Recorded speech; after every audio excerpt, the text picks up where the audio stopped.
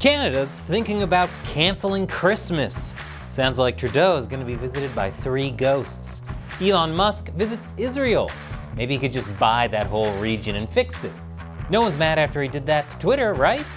And is Donald Trump going senile? Honestly, if he were, could you really tell? Then more on this week's headlines. Welcome to America Uncovered. I'm Chris Chappell. The Canadian Human Rights Commission has declared that celebrating Christmas is evidence of Canada's colonialist religious intolerance. Well, we know Justin Trudeau likes costumes. I guess this time he decided it might be fun to paint his face green and steal Christmas. The Canadian Human Rights Commission must be absolutely livid at the White House's Christmas decorations, which includes 33,000 ornaments and 98 Christmas trees, apparently one of the largest displays in recent history. First Lady Jill Biden decorated with the theme of magic, joy, and wonder. Yeah, as in, I wonder how they could be any more oppressive. What you call mistletoe, I call sexual assault stalactites. But the reasoning behind this Canadians agency declaration is that Christian holidays like Christmas and Easter automatically grant days off from work, while non-Christians often have to request days off to observe their holy days. And I appreciate the sentiment of equality, especially as a practicing Pastafarian who can never get time off work to celebrate my deity, the flying spaghetti monster, during the holy month of Ramadan.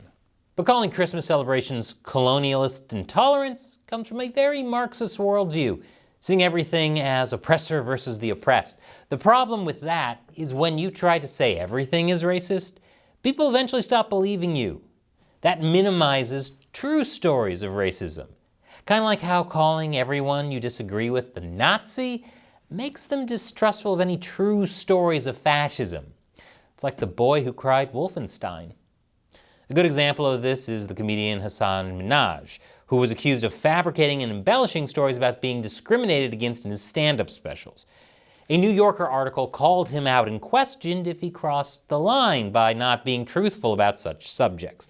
Hassan responded saying it was an artistic choice and all comedians bend the truth in their acts.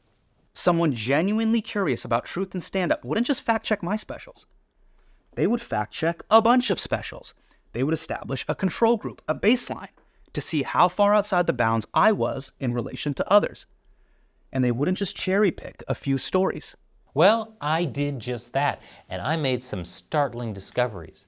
I looked into Larry, the alleged cable guy, and his employment history, and I was shocked to learn that he actually isn't, nor was he ever, funny in the slightest. Of course, all comedians bend the truth, but when the truth that's bent is to push a narrative of being discriminated against because America is a racist nation, and it turns out those stories aren't entirely true, it makes people question similar stories, which is more harmful than helpful. And calling Christmas celebrations proof of colonialist intolerance just minimizes the true victims of this holiday, the first inhabitants of the North Pole who were enslaved by a white invader. From now on, Canada should call Christmas Indigenous Elves Day. A woman claims that New York City Mayor Eric Adams sexually assaulted her while the two worked together for the city in 1993. Adams denies this claim and says he doesn't even know who this woman is. I have no idea, why this was brought forth. I don't recall ever meeting this person. Over 30 years ago, this was took place.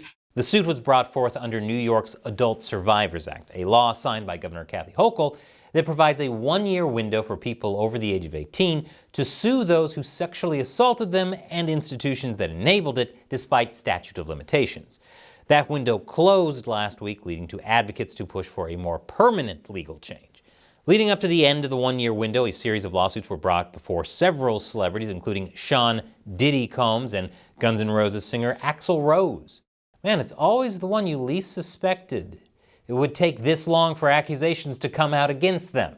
One celebrity who was sued for sexual harassment was disgraced former New York Governor Andrew Cuomo. Now, if only they'd pass an Adult Non-Survivors Act, so Cuomo could finally see consequences for all those grandparents that didn't survive his COVID policies. Marvel movies were still good when I first brought this up. That's how long it's been. Some have pointed out the timing of these allegations against Adams are very coincidental. Adams pushed back recently against his fellow Democrats and criticized the Biden administration for their handling of the southern border and the havoc the flood of illegal immigrants into New York has wreaked on the city. Shortly after his criticism, Adams was investigated by the FBI over possible corruption stemming from his campaign while running for mayor almost 3 years ago. And now he's being accused of sexual assault from 1993. But that could be explained by the Adult Survivors Act deadline approaching. Interestingly, the woman suing Adams literally wrote a book about how to successfully sue and has been involved in multiple lawsuits over the past several years against multiple entities, including American Airlines. Her advice is to never give up because you just might win. That's unbelievable. She's a published author. That makes her even more credible. While some might see this as suspect, if you look at it from a Marxist viewpoint, women are all oppressed, so we have to believe all women. Yes, all women. That's why I believe Casey Anthony is innocent. If you don't hire her as a babysitter, it's because you're a misogynist.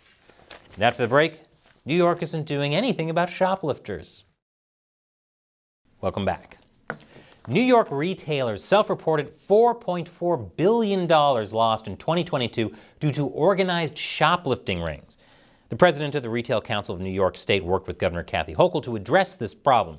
She said of Hochul, she made it abundantly clear that retail theft prevention will be a priority for her administration, and we look forward to working with her to achieve results. However, Hochul vetoed a bill that would have created a task force on retail theft. She says it's because it and 31 other bills she vetoed would have cost the state $35 million that isn't part of its budget.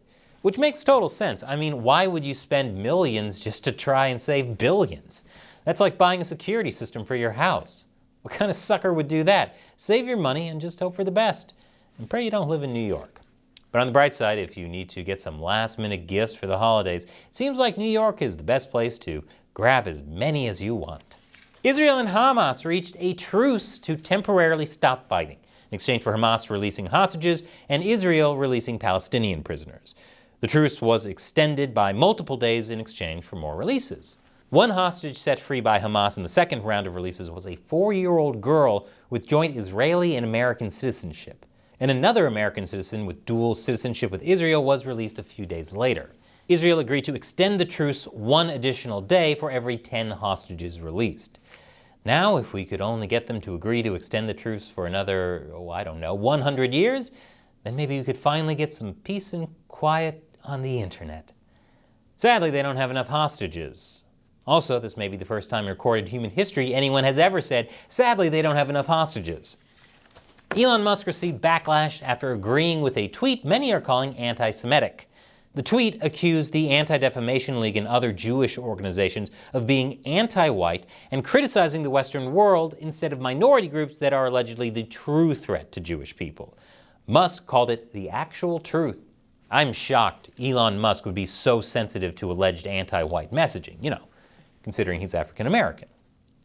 Anti-Defamation League CEO Jonathan Greenblatt responded saying, "At a time when anti-Semitism is exploding in America and surging around the world, it is indisputably dangerous to use one's influence to validate and promote anti-Semitic theories." And several companies, including Disney, Apple, and IBM, paused advertising on X. So now if you go on X, you won't see any ads featuring trailers for upcoming Disney live-action remakes. Well, I never thought I'd say this, but I might actually want to go on X now. These companies pausing advertising on the platform could cost X up to $75 million in revenue. And how does Musk feel about this? If somebody's going to try to blackmail me with advertising, blackmail me with money, go f*** yourself. What's that, Elon? I didn't quite hear you. Go f*** yourself. Is that clear? Crystal. I guess it's not very effective threatening to withhold money from the richest man on the planet. That'd be like having Willy Wonka over for dinner and telling him he'd better eat his vegetables or you won't get any dessert. Musk's reasoning behind this subtle and nuanced sentiment is that the advertisers pulling ads from X are the greatest oppressors of free speech, and that if X goes under because of it, they will be remembered that way by Earth, which is certainly one way to see it. Musk responded to the backlash from his post by traveling to Israel and visiting the site of the October 7th massacre. Musk even met with Israeli Prime Minister Benjamin Netanyahu and agreed with him that Hamas must be destroyed. Musk says, "Those who are intent on murder must be neutralized. Then the propaganda must stop. They're just training people to be murderers. If all that happens, I think it will be a good future. I'd love to help." So it looks like Musk learned his lesson about boosting controversial content, is what I would be saying if, while still in Israel, Musk didn't share this Pizzagate meme. Musk deleted that tweet after receiving backlash for it. But on the bright side, it looks like there are at least no hard feelings from Israel. Is what I would be saying if Israel didn't supply Musk with a comically tiny bulletproof vest while he toured the kibbutzes attacked by Hamas. It looks like a camo fanny pack. This might start a new anti-Semitic conspiracy theory, though, that Israel doesn't care about African Americans. And after the break, the media wants to know what happens if Trump dies. Welcome back. The Washington Post says that Bionomics has become a negative word among Democrats. I was texting with some Democratic members of Congress last night, just trying to get a read over the holiday weekend, what they're hearing at home and what people are saying. And these members said that it is just not looking good. Bionomics has become one of those names that has been ruined, like Adolf, Karen, and Khaleesi, who, if you think about it, wound up being the answer to the question, what if Adolf was a Karen? Former Secretary of State Henry Kissinger died at the age of 100. Kissinger's foreign policy decisions have been heavily criticized by many, but he will be remembered as a uniter, specifically because his death united both people on the left and the right in saying, "Oh no," anyway. And speaking of old people dying, Business Insider published an article detailing what would happen if Donald Trump died while running for president in 2024. This received criticism, with some saying they were trying to normalize the death of Trump.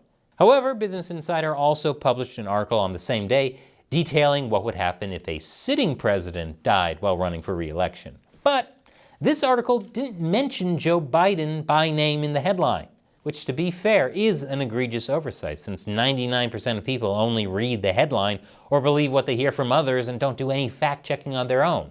Case in point, I just made up that 99% statistic.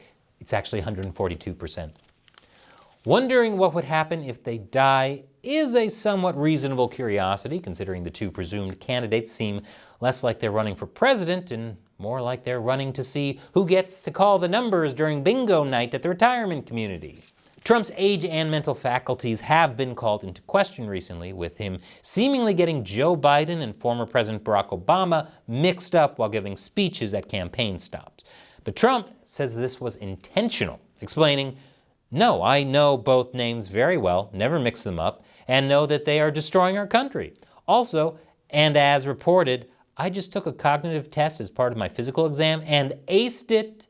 Yeah, don't be ridiculous. I mean, if Trump were cognitively impaired, would he have left his life as a billionaire living in a golden penthouse, married to his third supermodel, to go into politics and be hated by half the country and a media that may or may not be trying to normalize his death? Oh wow, maybe he is crazy. Maybe it's time he, Biden, and every politician in their 70s step aside, retire, and spend their golden years with their family, especially during the holidays, while we all celebrate Indigenous Elves Day, assuming it isn't stolen by the Canadian Grinch. And in my ongoing attempt to talk about things YouTube considers too controversial while hiding it in gaming content, I have a new episode of Deep Thoughts While Gaming. It's about Animal Crossing, but it's really about unrestrained materialism. I don't always just criticize communism. Check it out and let me know what you think. And America Uncovered would not exist without your support. Click that orange button to support us on Patreon. All it takes is $1 an episode, and you can set a monthly limit. Once again, I'm Chris Chappell. See you next time.